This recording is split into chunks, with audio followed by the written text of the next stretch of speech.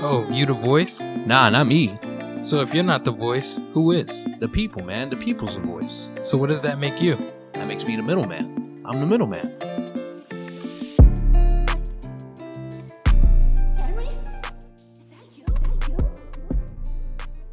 Hello, everyone. Welcome back to the Middleman Podcast. I am the man in the middle, Kevin Martinez, and today I'm joined by Amber from Orah Arts. Hello. How are y'all? I'm doing well. I'm happy you're here. You and I, we met at Self Privilege Essentials. Shout out to Kafar Myers, where you were actually doing a live painting, such as this one right over here. I love that work. And, off rip, when you and I met, what I thought was really, really cool was, one, just how you were working, because you're an artist, and to keep your composure in such a chaotic type of atmosphere, for you to do that live painting. When I saw you doing it, I was like, I pulled up on you. I said, excuse me, I have so many questions. Yeah. I remember, yeah. And I was like, I have so many questions. And I'm like, I run a podcast. And you were like, yeah, I could tell. And I was like, what? I actually don't even remember saying that, but okay. Yeah. No, you did say that. You did. You were like, I could tell. I was like, why do you say that? You're like, your voice. I was like, thank you. Yeah. Thank you so much. So yeah, that was one of those experiences that who I am as a podcaster, when stuff like that happens, is like, oh, okay, like I don't really hear that often. I mean, I've heard it every now and then, but when I first meet someone, I don't really hear it as often. So thank you for that compliment. Yeah, absolutely. And no, I definitely heard it. It's kind of like when someone has that type of newscaster voice. Not that yours is like a newscasting voice, but it's just something like with the tone, with the way that you present yourself. I was like, yeah. When you said that, it made sense. Thank you. It's funny you say that newscaster voice, because there was this thing that I used to do, and I still do it every now and then, called Kevin the Weatherman here, reporting to you live from wherever. And that's just me trying to run my own weather channel. And it's hilarious. I love it. But that's a good comparison that you said there.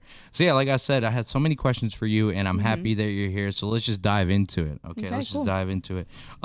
So you're a painter, artist. Like, when did you start your journey as far as, picking up the pen and start sketching and so on and so forth? Honestly, I would say that I've just been doing art all of my life. Even when I was younger, that was the one thing when we used to do Christmas and birthdays and everything. That's all I would ask for is art supplies, pencils, notebooks, everything that I can have in that range.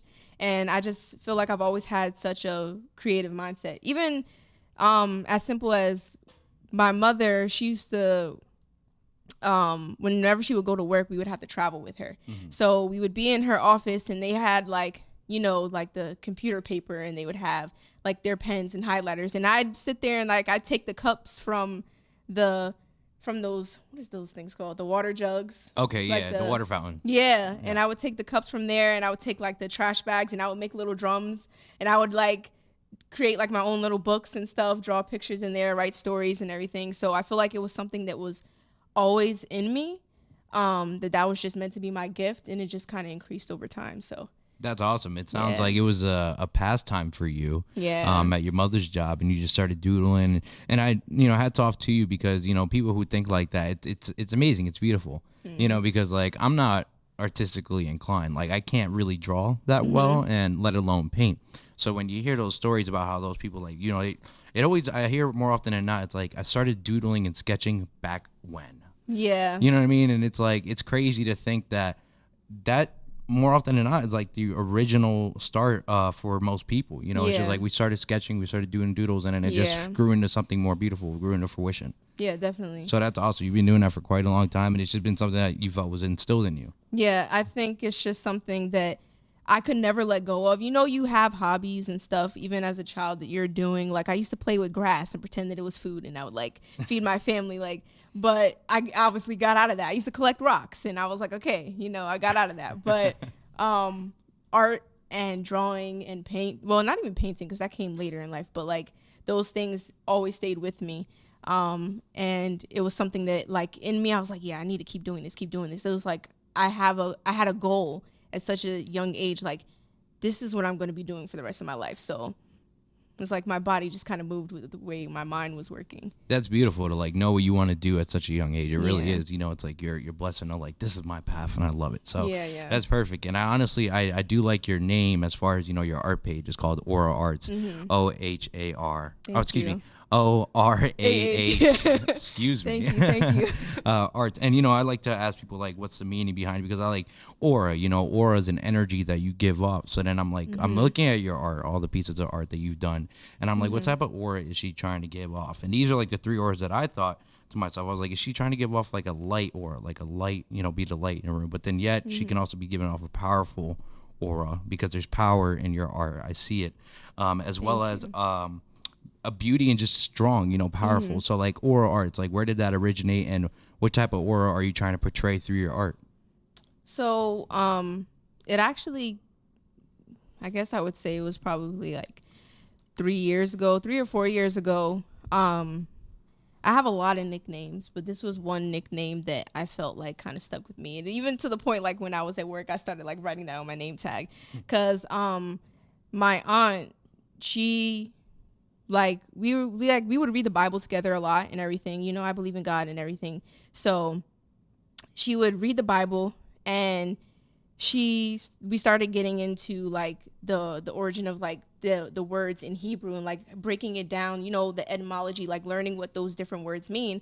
And one thing that her and a lot of people in my family always used to say is that like I have like a light, like there's just a light that I give off, that type of energy. And I think that was just when she looked up the word, it was or, like ORE. Even if you want to think of like, you know, like the ores that they mine in the ground, like gemstones, stuff like that. Even my name Amber is an actual like resin. It's a stone that's like a fiery color. And so I think that when she actually was the one who like gave me that name.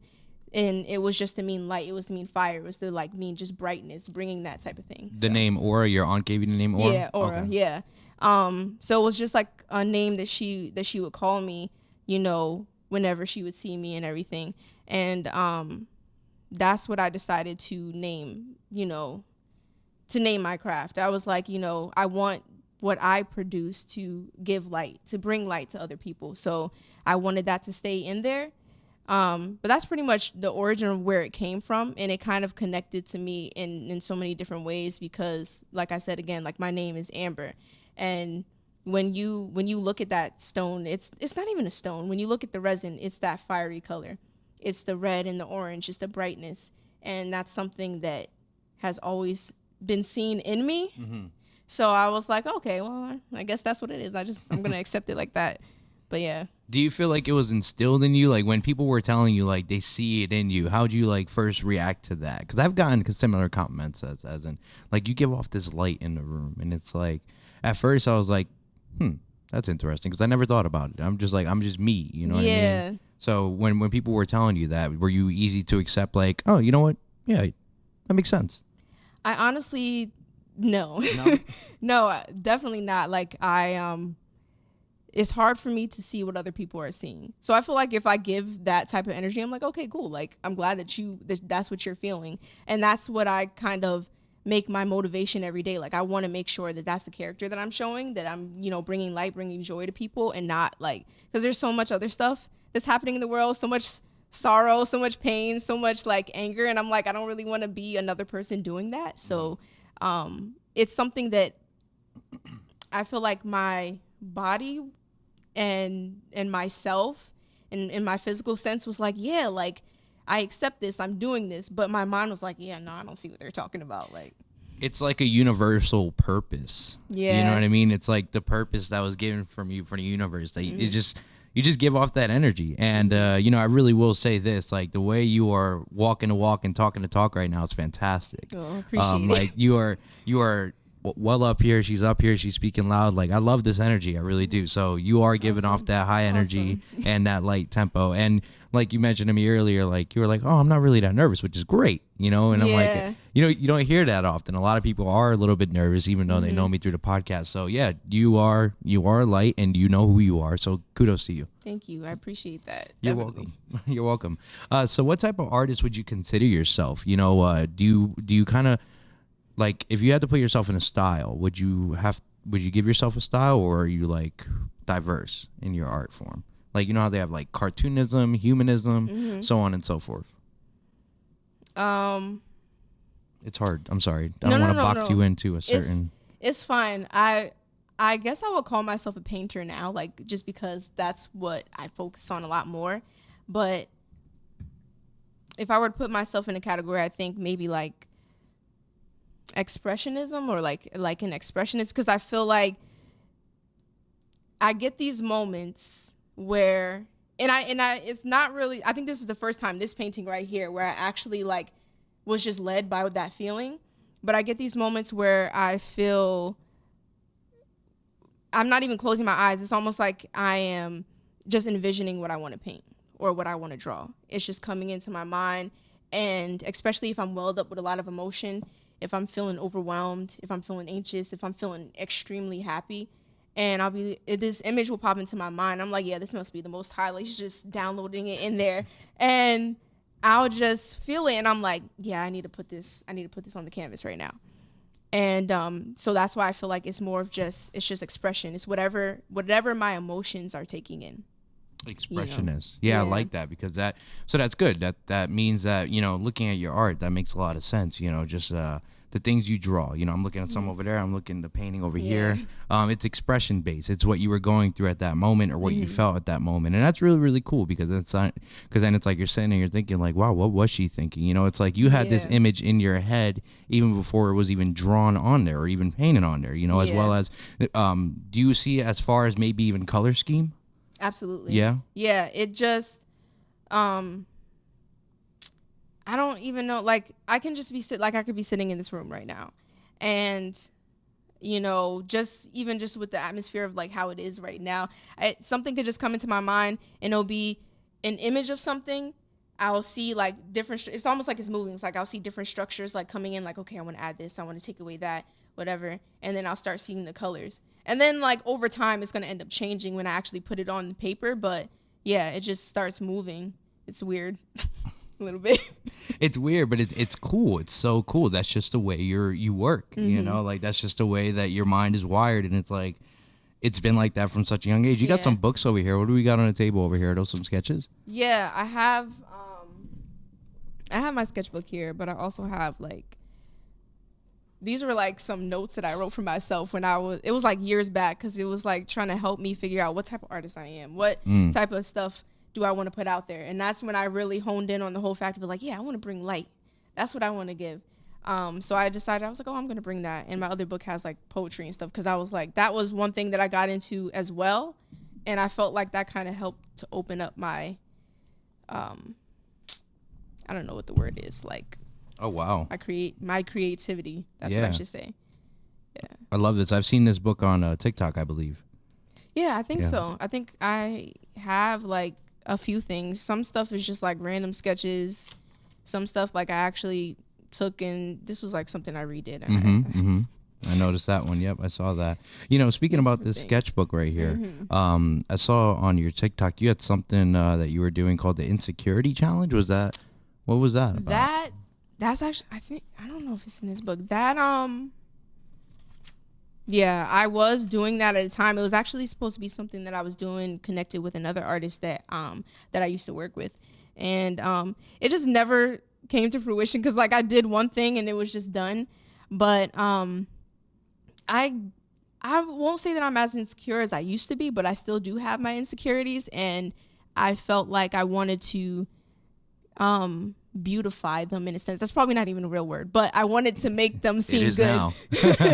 Yeah, I wanted to make them seem good. Like, I wanted to take the negative aspect of like how I view them, or how other people even view something that they may relate to, and I wanted to take a positive note on it. So I think the first sketch that I did for that one was almost like an aura, and it was in the temple area, like the crown. Yeah. And it was like orange and red and yellow. And it was more of an expression of my spiritual insecurity, just like how I feel with my mind, how I feel like my mind has gone through so many changes, like, you know, and how I was able to grow from one point to this point. And I just was like, oh, I'm going to put that out there. And then it just stopped from there. I was like, I do like your work. I like the portraits that you do, and that's why I was like, maybe we could say a little bit of humanism as well. So when because I've seen you've done a self portrait of you as a child. Oh yeah, you did that, and then you also did one for your niece as well. Yeah, both of my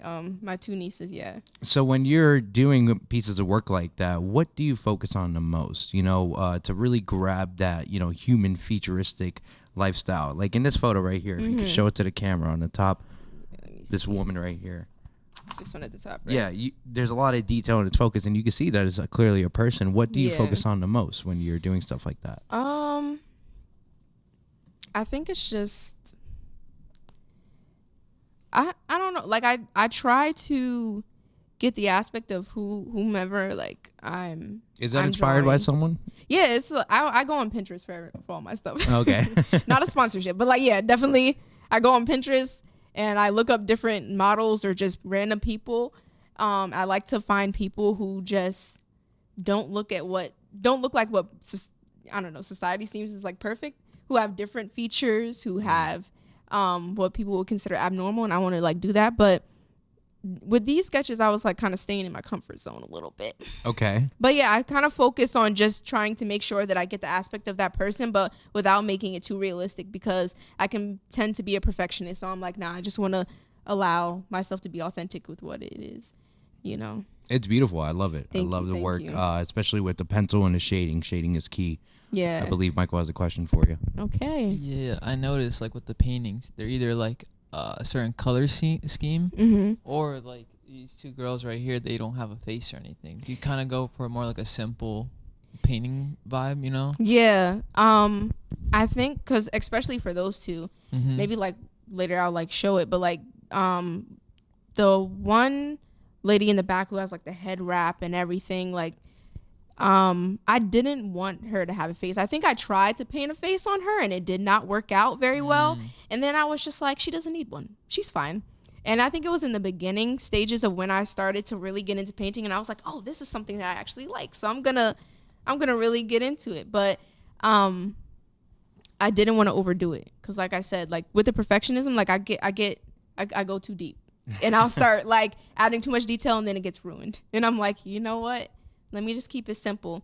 The color schemes kind of come out of the blue. Like I don't really think about what colors I actually want to use at times. It just kind of happens. I just throw things together and I'm like, oh, if this looks good, then I'm gonna keep it, So.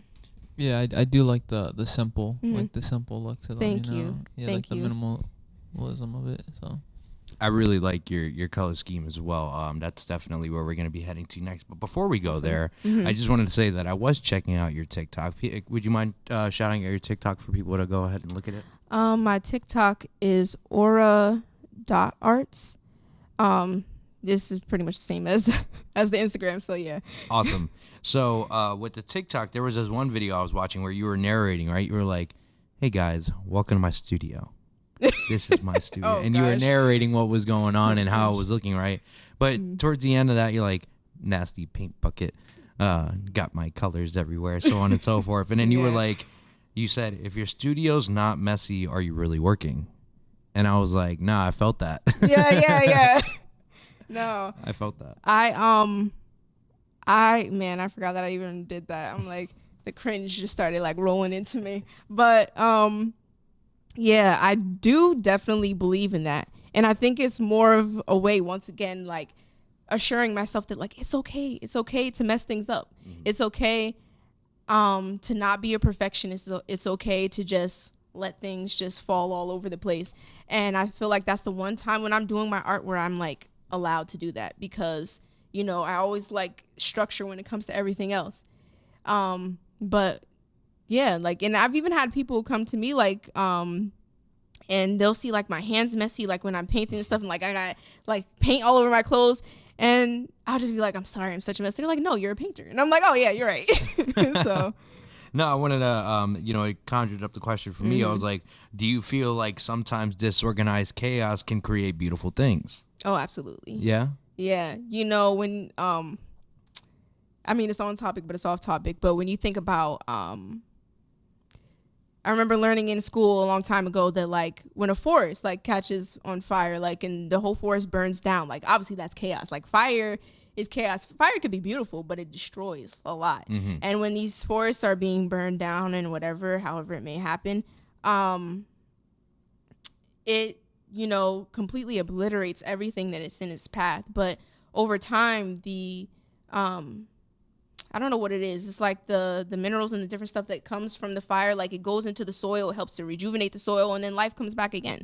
So I kind of feel like, even though that's like more of a little too deep type of way of explaining it, but in that sense, like, yeah, you can find beautiful things out of chaos. Sometimes things have to be messy or be destroyed so they can grow back and, you know, be better. So such as that beautiful painting we have right over there, because that's a prime example, in my opinion, of not disorganized chaos, but it was chaotic in the atmosphere because, like I said, so we were at this event, poetry, artists, comedians, so on and so forth, and you're just in the corner working, composed as ever. I don't know if you were freaking out or not internally, but watching you work was it was really something to take in, because what I really enjoyed was I would see you like mess up somewhere, or you think you messed up, and you would just pour like white paint in and clean it up, and it's like back to a fresh start. And I was like, so that's how they do that, huh?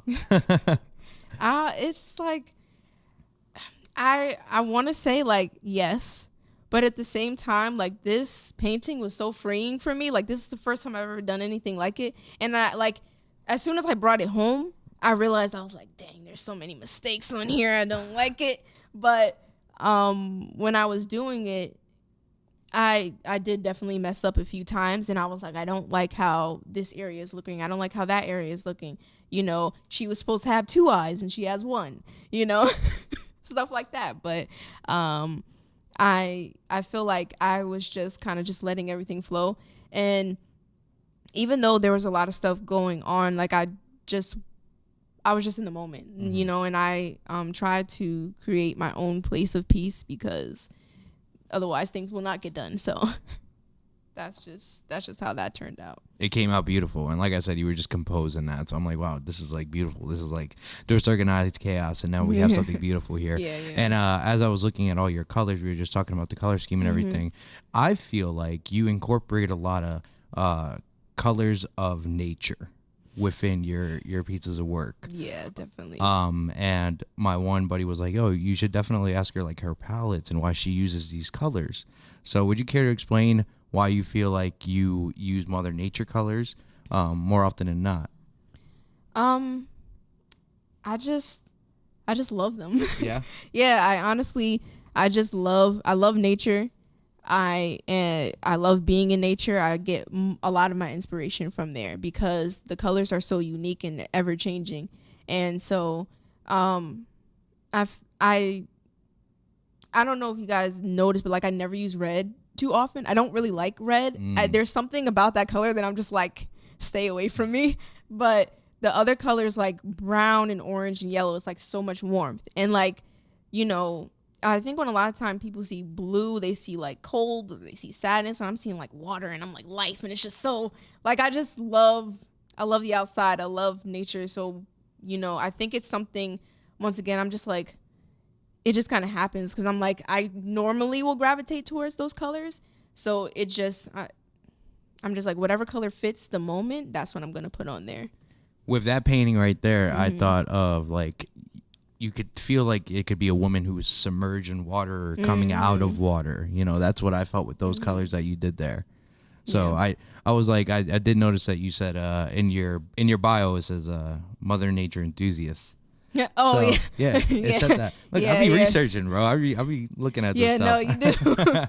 So when I saw that, I was like, I had the question originally, like, what's the color scheme? But then I saw that and I was like, okay, you know what? I think I know the answer already. I think it's more so Mother Nature, you know, trying to incorporate those colors. I think you're drawn to those colors just because of what you enjoy and like to see. So that's really, really cool. I like that. I really like that. And then you had this one painting called Her Heritage. Her Heritage. You know Her Heritage? That's what you titled it as far as like the caption. It's the one with 3 women. Oh, man. Yeah. See, like, I rarely ever name my pieces. I think that makes me a bad artist. Like, artists name their stuff, and I kind of just let them, be whatever it is. But yeah, I do remember that. I don't have that with me, but it was actually a commission piece that I was doing for one of my mother's friends. What do you mean by a commission piece? I'm sorry. So, someone comes to you, they see your work, and they ask whatever they want to be done in your style. It could be, if you're a painter, then they're gonna ask for your painting. If you're someone who does like the realism sketches or whatever, stuff like that. So it's just them. It's like a meeting and a contract that you're setting up so that they can receive your work and you get paid. Gotcha. Rather than like, some artists have like prints that they already have pre-made and then they're shipping those out to people. So this is like custom work that you're getting done. A one of one. Yeah. Gotcha. Yeah. So it was one of those, and her ethnic background went to Puerto Rico, part of, I'm sure, like the indigenous tribes, but I just don't know what, because she never gave me an explanation. And she also has roots in certain parts of Africa, so she wanted to make sure that she incorporated all of those things.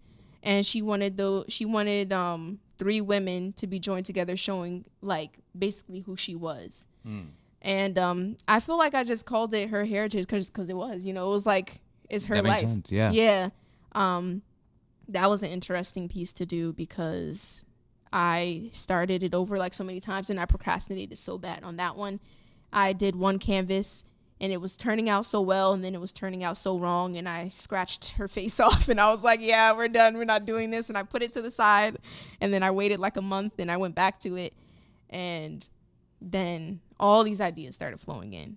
And I feel like that was like the tipping point to my painting, because I started seeing the way that I can actually paint, and I was like, wow, I did not know I can do this. I was like, thank the Most High. I was like, what?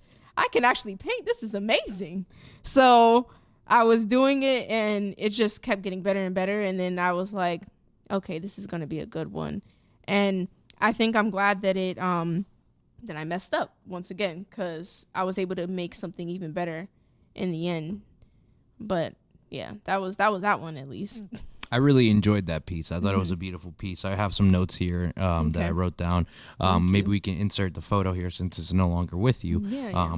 But what I'm saying is when I was watching, I'm like, beautiful, Born from Legacy, right? I saw Born from Legacy in the background. I thought that was really, really powerful, because it was 3 women, but even in the background, you still had much more going on, So even though the main focus were the 3 women in the middle there, you had Born from Legacy, a few sets of lips, and then I saw 2 other women in the background, a silhouette of a younger woman and then a silhouette of an older woman. And I was just like, how long did that take you to make? It was like you said you had to put it down for like a month, and then you came back to it, and then is that when you really, really, really started painting? That's like when you really realized that? Yeah. Really? Yeah, wow. Honestly, because, well, I will say, like, when I first put the other painting away, and I had started on a new canvas, and I had drawn so many ideas on there, and I started painting it, and I was like, this is a hot mess. And once again, I had to step aside. So yeah, I think it probably took about a month, like a month and some change to do. And it probably would have only taken, I don't know, like maybe a few weeks if I didn't like have to stop like that. But I think that, I don't know, that was actually one of my favorite pieces too. Like, and the stuff in the background, that was actually the easiest part. The painting itself was a lot more complicated, because in that sense, like, I wasn't going for something simple. Like, I wanted it to be more realistic. I wanted to make sure that I had the features in there, that I wasn't like, washing over like the authenticity of what those women look like. So, and I wanted to, I don't know, it came into my mind, like, I'm like giving the ideas of what was happening when I was creating it. I was sitting in my living room, and I had like all these old magazines, And I was just like, I want to try something different. So I started cutting up magazines and I started like pasting it onto the back of the canvas. And then I was like, yeah, I did not paint all those things individually. Absolutely not. Yeah. Thank you. So yeah, that's what I did with that. It was fun. It really was. That's a great piece. I was looking at it. I'm like, no, that's really, really good. Honestly, now that you said it, it's from a magazine. I was looking at it. I'm like, I thought it was, but also I thought it was like freehand as well. So nonetheless, it's still a great piece of work. Thank you. And so you start that off with like, you start to draw it out and then you fill it in. Is that how you usually do your paintings? Yes and no. Okay. With that one, I did draw it out at first. With this one, obviously, no. I always try to draw them out first because it gives me an idea of where things are gonna go, but it never turns out the way that I want it to. So I kind of gave up on that. But it is. But for that one specifically, yeah, I did have to definitely draw it out so that I could get everything in proper order. Lined up and everything. Yeah, I enjoy that. So we have these two other paintings in the back. Maybe we could get them handed over to brought in real quick and we could talk about them, as well as the freehand one that we did over here at Self Privilege Essentials. Thank you so much. Okay, which one should we start with first? Honestly, I kind of want to start with this one right here because You're making noises. This is like one of the first ones that I feel like this is like one of the paintings that actually started my journey a little bit. Because I used to paint when I was in high school, but it was only for like, one period in 10th grade. So, Okay. I was like, yeah, I'm not going to pick up a paintbrush ever again. So when I did this, I was like, I can probably get back into it. I don't know. I think this is definitely one of the simpler ones. And I always promised myself that I was going to go back to it and retouch it. But now I'm kind of glad that I didn't because, like, you can tell that it's old because it has, like, water. Like, I didn't put any varnish on here, which is supposed to, like, seal in the painting. There's, like, paint drippings on here. There's water marks on here. You can see the acrylic starting to crack. And actually, I kind of like that because I'm like, oh, this is one of the original ones. I'm like, oh, I like her. So, what was that thing that you just said that you have put over to seal the colors? Varnish. Varnish. Okay, Yeah. and that's something that you learned along the way. Yeah. Okay. Yeah. I definitely did not know that. Yeah. So this was, and it also because like I was planning on going back to paint this, but yeah, I had no idea what that was. I was still in the process of learning. Like I did not know how to blend anything.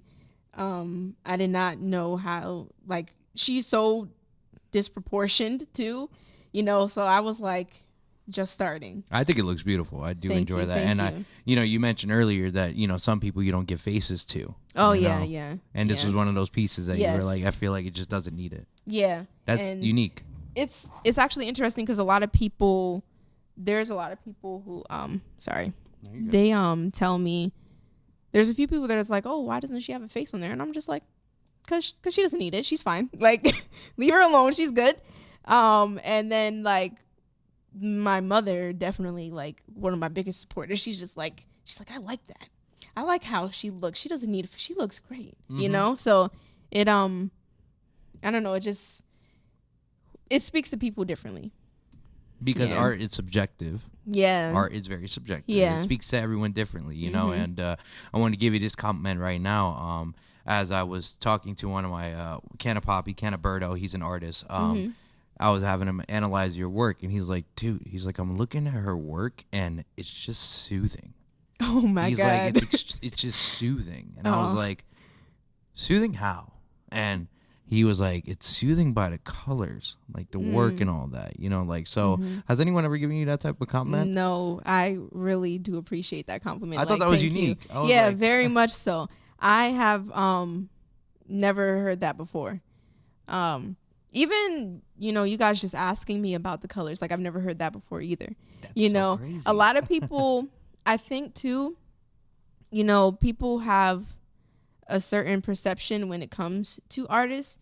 If I was sketching this like in the beginning, like and there was just a random passerby, they'll be like, like before it starts looking like this, they'll be like, why is her eye like that? Why is the hair like that? Why is it like they don't understand the process? And I think a lot of artists also say that, you know, that people don't understand the process, don't understand how much work, you know, how much emotion, how much of yourself is going into what you make. Because it's the same as if you're a musician or if you're a podcaster. Like you know, you're putting yourself into it. And, you know, I think that the world always wants something that's so beautiful and something that doesn't have mistakes or doesn't take time or that is like super quick or, you know, isn't just yourself. And so like I think that when they see art like in the beginning stages or when they see something that looks a little different, they're like, oh, why does it look like that? Why didn't you do this or why didn't you do that? And it's like, well, I didn't want to. You know, why do you always use the same colors? Because I wanted to. You know, so I do definitely appreciate that compliment because it's different and it allows me to know that, you know, my artwork is actually reaching people and it's making them feel something good, you know. And it's definitely not like the art that I seen in high school because like I know that when you're in your art classes, if you've taken your art classes, they always talk about, you know, Frida Kahlo or Salvador Dali or you know, Van Gogh and everything. And I'm like, yeah, they're all cool and like they all had their own way and their own path. Like, but now we're new artists creating a different path and we don't want to follow those structures. We're doing our own thing, you know. It's modern art rather than Renaissance art. You know, there's two different things. Don't get me wrong, the Mona Lisa is still a very unique painting. Yeah, very unique. You just named a couple artists. Are there any modern artists that you actually look up to or, you know, probably just like look at their work and like, I really like how they did that? I would say Pink Lomaine. Pink Lomaine. Okay. Yeah. She is an artist that had like, she has a lot of art that's in like, you know, like TJ Maxx and stuff like that. Like she does a lot of prints. She does stuff. Her art is on like pillows and cups and stuff like that. But I think what inspires me with like her artwork is just the colors that pop and the shapes that she uses. Like I wish that I was like able to like show you, but like the shapes and just the way that I don't know how to explain it. It's like her art looks so fluid, but it's so geometric in the same sense. Like I don't know. Like it's. That sounds very unique because that's a very contradicting. It really is lifestyle. It really is. is. No. That's tough though. You know, if people could create that to where it's flowing with a geometrical atmosphere. Excuse me. That's really really cool. Yeah. May we talk about your second painting that we have down here? Absolutely. So this one is unfinished, and she might actually remain unfinished because I don't know if I really. She looks beautiful. Thank you. This one. I think I was just trying to challenge myself. I wanted to do something that was monochromatic. Excuse me. What does that mean? Monochromatic is like just having like the same color, different tones. Okay. I wanted it to. I don't know. I once again I was on Pinterest and I saw like this pose that I liked and I think that there was blue in the picture. And I liked the way that it glowed. And I was like, oh, I'm going to try blue. I said, I like the color blue. This is nice. And I just started adding like all these different colors together.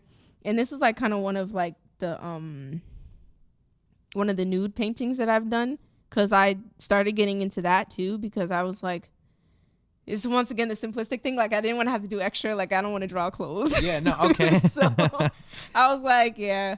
And I don't know, the human body is just kind of fascinating. So I was like, you know. What I will say about this, I could see the detail as in the figure of the person's body, simply because of how you articulated the colors here with the white. You know, it's like you're creating a border when you do the white. You say it's unfinished. What's unfinished about it? It looks great. Thank you. Because, you know, I wanted to give her eyes, but she doesn't have eyes. And there was supposed to be like more going on in the background. I just kind of like, I was like, I'm just going to get the rest of the paint off my brush. She has eyes. I see eyes. Yeah, they're like creepy, like eye sockets. No, That's like mess with me. I'm dangerous. Yeah. It's a beautiful. That's what I'm saying. So like with the aura, like this right here, beautiful yet strong. You know what I mean? Like appreciate it. Thank you. That's the type of things that I get from. Let me see this one back here. Oh. Beautiful and soothing. And that one right there just reminds me of like a Mother Nature type of field. Just because I think about water, and water is so essential to life. That's the human nature, like the colors. I think it's so funny. You were asking me about the colors. Like, I find it so fascinating how many artists don't get asked that question: is why do you use your colors? Yeah, because it's like color has meaning. It brings it. There's a reason why I chose yellow, blue, and white, because I wanted to create the Tonight Show feel. Okay, that's why cool, I do that. So when I asked Canaberto, he was like, "Are you serious right now?" I'm like, "Yeah." He's like, okay, yeah, no, this is why I use the color. He said this color goes well with that. What was that word you said? No, it started with an M, where you just monochromatic. Monochromatic. Okay, so like you were able to keep that blue within the colors. There's reasons why you do that stuff. And I think it's important that people know why you do that. So I have a question for you then. What do you got? You answered that question. So I had a question about like, the Legos and do you have like a different set that you have for like each interview, or is it just, is it something that you kind of just thought off the top of your head, or like what's the inspiration, for that? So the inspiration as far as the setup is kind of just been the same ever since the first episode. I put an upgrading podcast, which is right above you, right on the top right there, an upgrading podcast. And I just try to fit the atmosphere to fit me, and just show who I am. The logo, the reason the logo is the way it is because shout out Charlie Ensemble Design. Who the fuck is designing your shit? It's the reason I did that logo is because in the actual logo, there's a silhouette of a man on the building here. He didn't cut out the sticker yet. I got to still put it up there. Okay. But there's the trees you see in the background, trees and mountains, and then you see a city right over here. Okay. And the reason I did that was because I'm from the Poconos. Okay? Yeah. Like I am from the Poconos. I wasn't born there. Okay. But I've been there since the second grade. So that's what I say I know. I'm not, like, I'm a fake ass New Yorker, but I am a Yankee. I am a Yankee fan nonetheless. But so that's why I did that, and then I moved to a city, and in that way I'm in the middle, in between, and because wherever I go, I could use that logo universal. Okay. Either I'll be in a rural area or I'll be in an urban area. Yeah. But either way, I'm still in the middle. That's dope. So that's why we did that, and then just like these. So like for example, we have new Legos here today. Yeah. These are actually my last set of Legos for all of you who have been keeping up and seeing my Legos. I am building one more at the chess set, but it's a lot. Okay, it's a lot of build. But I incorporate the Legos because that's something that I like to do. Like for example, this guy right here. Yeah, I keep staring at that one. He took a lot of time, and he was actually my hardest build. But you want to hear something funny? Okay. There's something broken in here. Oh, that's great. Hey, I mean, it's still well put together. It still looks great. He fell apart midway through the build, and I just had to improvise. Honestly, at that point, that was definitely my hardest build right there. But yeah, that's why I do this setup just the way it is, and I definitely want to give off that vibe, kickback. Mike and I, that was a big focus point when we started. Okay, was just like, do you want to have an interview or do you want to have a conversation and a vibe? And I was like, I want to have an interview, but at the same time, I want to get that vibe. I want to make people feel relaxed, so where they kick back, relax, and the brick walls, a nice aesthetic to it as well. It was just things are falling into places organically and not really planned. And it's like it's cool when it happens that way. So that's why we have this set up as it is. Okay, that's cool. I plan on adding more eventually, but but even the way that it is, it's simplistic. It still looks good. Thank you. Yeah, the boom. We got another boom mic on the way. We got this right here. So yeah, that's the reason why it's set up the way it is. Cool. I like that. I like it. So I saw that there was a note on the back of that painting there, though. Would you mind expressing that note? Yes. You see more than I see, because I be doing. That's one thing I will say about myself. I think I write notes to myself purposely, so that, because I know I'm going to forget it, and later on I'll see it and I'm like, wow, that really inspired me today. Thank you, Amber. So this says, it says Orah Arts, and then it says, never forget you have purpose.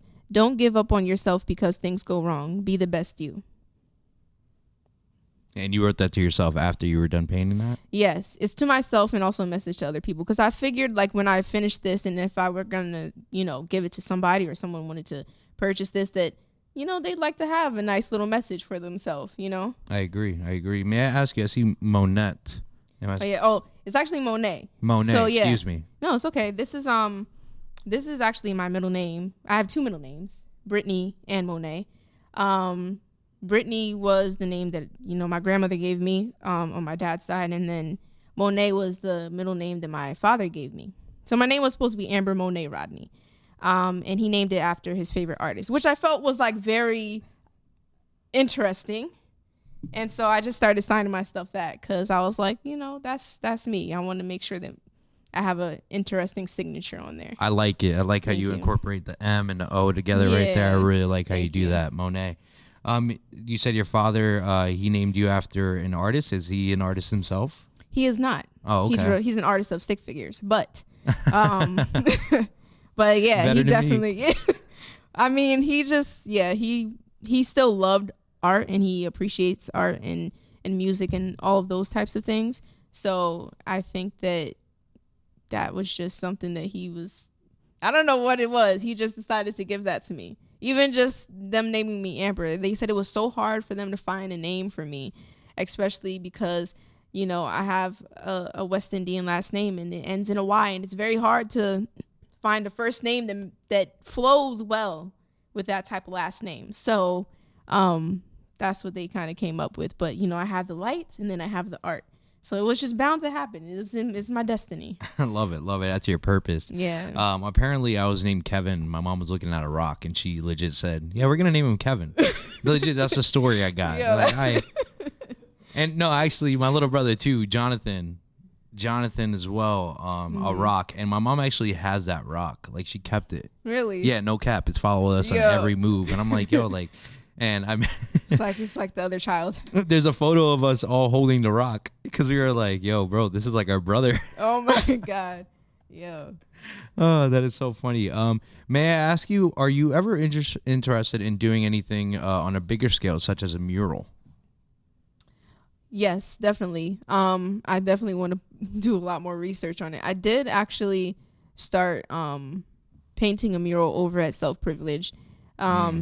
It was kind of just, a way of like, we're helping each other, we're networking with each other.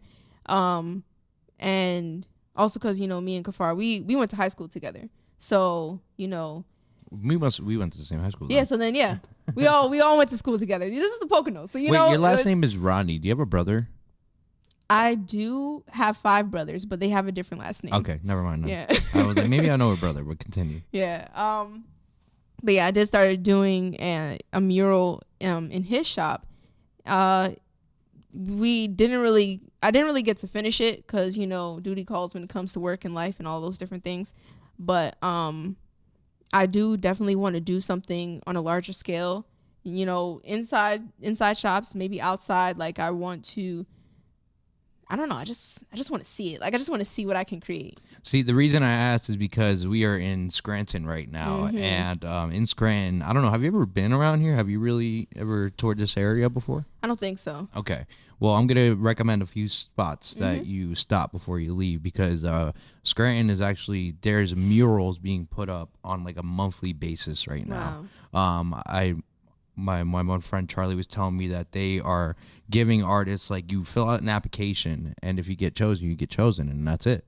Oh wow! Like it's your wall and you do these murals over here and there's tons and tons and tons on the sides of buildings. There was one over here that's Mother Nature based with a caterpillar turns into a butterfly, snail, so on and so on. I saw that painting start from like a sketch and then go into something much bigger and it's really really cool. So that's why I asked, and I've been looking to get a lot more artists within the area who are on that type of caliber. There's one man, his name is Eric Bousset.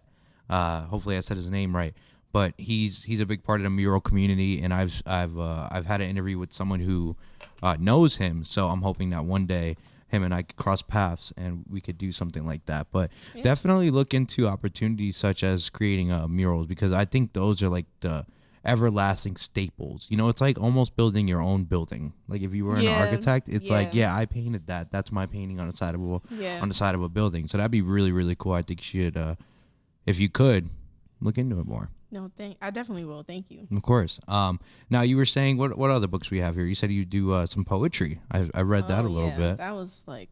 Would you care to share some poetry? I will share a few things. I am going to warn you in the beginning though that like when I was writing this stuff, it was like I was going through a dark time. It happens. Yeah, no, it definitely does. Well, but I'm sorry. Before we get into that, would you consider art therapy for you? Like, is it therapeutic for you? You know, in moments where you are feeling in a dark time. Oh, absolutely. Yeah. Yeah.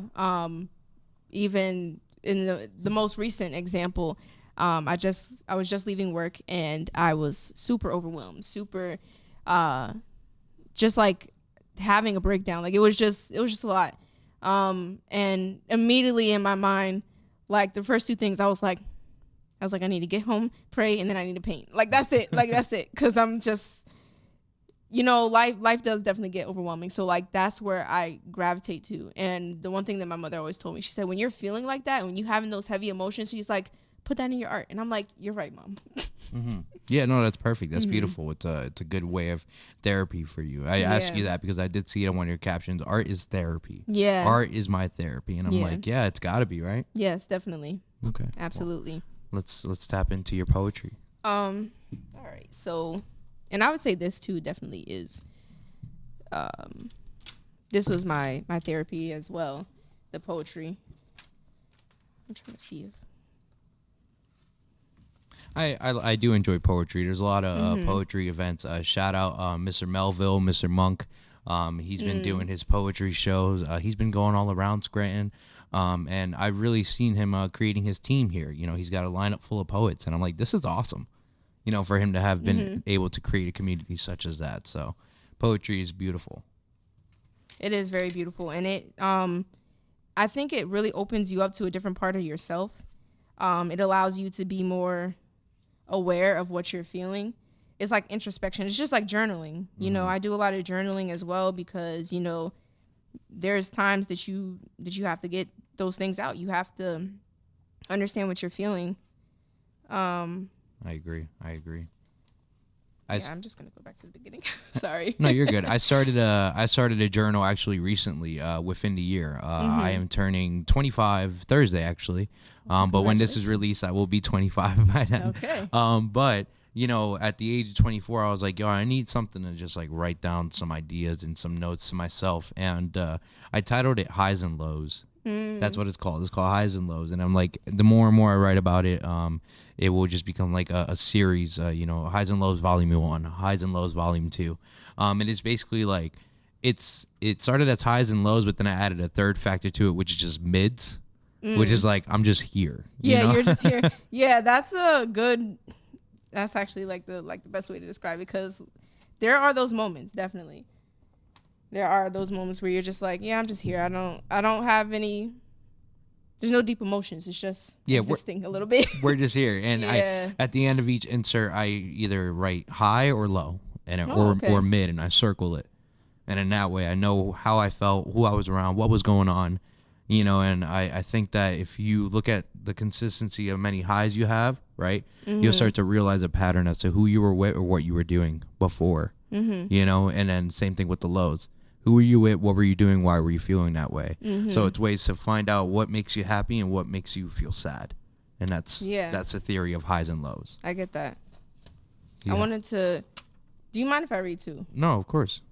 Okay, so I'm going to read one of the more depressing ones, if you will. And then I'll read the one that's a little bit more lighthearted. Let's hear it. Okay, so this one I couldn't really settle in on one name. So it has self-examination, my exam, the exam, blah, blah. See, look, now I'm getting nervous because this is like some deep emotions at the time. So my heart is pounding a little bit. Yeah, okay. All right, so I have sat in the seat of sorrow, wickedness overtaking my mind. I have wallowed in heaviness and stayed over time. Confusion has become my companion, though we do not agree, and fear creeps on me night after night, habitually. I have meditated on things that will only keep me bound, letting guilt, worry, and doubt take turns beating me into the ground.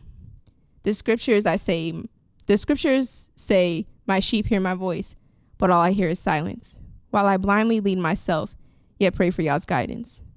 Still he wakes me up, though I know I have sinned, just to turn around and do it over and over again. What is this? Oh, shoot. His love is true, but can I say the same for mine? Because it feels as though I am swimming in pools of wickedness right along with mankind. Do I analyze the thoughts within my mind?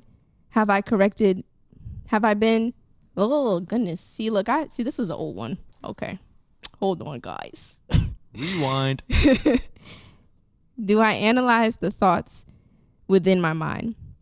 I have been corrected in the past and convicted in the present, but have mistaken what was love for resentment. Is my mind doubled? Do I truly trust the Most High? To be honest, I feel more faithless than faithful as the days go by. Am I still in bondage? Do these generational curses still reside? I feel like I can't discern what's happening on the inside. Pride needs to decrease and humility arise. Discover that inner peace, the Most High Spirit filled on the inside. From these spirits I need release, and true freedom will preside. Old man must decrease to see my true self in his eyes. Thanks. Oh, God.